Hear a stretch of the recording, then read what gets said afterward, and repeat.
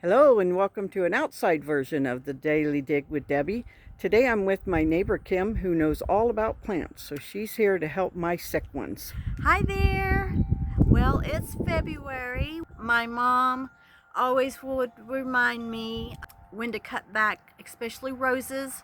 She was in the Rose Garden Club for 30 plus years. So you want to start cutting back those plants, your shrubs like your myrtles, your roses, any of the ones that are even delicate. Those you can cut any of those back. I always cut my back about a foot or 18 inches, and it's amazing each year how they will get fuller and fuller. Same thing with crepe myrtles. You want to cut those back to about 18 inches. Debbie here, she's got some burning bushes.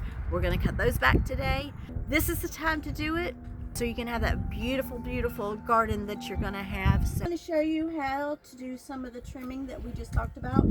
The first thing I'm going to do is working with our monkey grass, our ropey. The way I kind of have done this, this just comes straight from my mom, and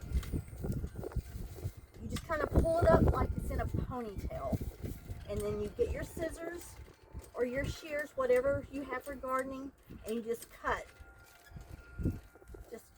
all the way across. So these bigger shears from the other ones.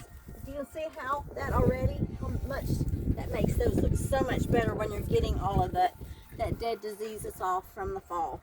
So we'll just cut these back, like I said earlier, like 12, 18 inches. So you just got to go across. And you're saying 12 to 18 inches from the ground? Yes, from the ground, yes. And so I just cut across, and then you can see how they're still alive. If you see any of your limbs that when you cut they are not alive, you can go on and cut them all the way to the ground. That way all of that goodness will start feeding all of your other stems and not those.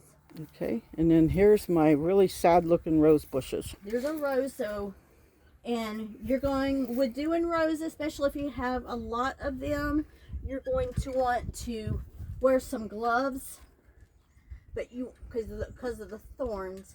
But you want to go all the way down, same way here. And so you just want to go all the way across and continue to where they're even all the way across. So as you're doing it, watch your fingers. Yep, watch your fingers. Since I'm not doing what I'm telling you should do. But you go through here and just keep going across, and it's amazing how good that looks already.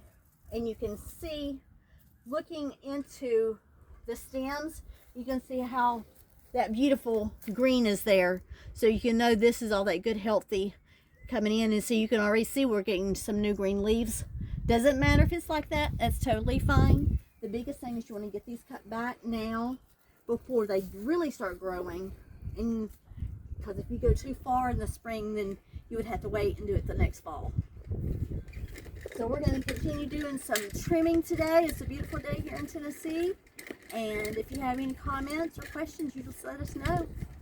Thank you for stopping by the Daily Dig with Debbie and Kim, and we hope you have a beautiful day. Thank you.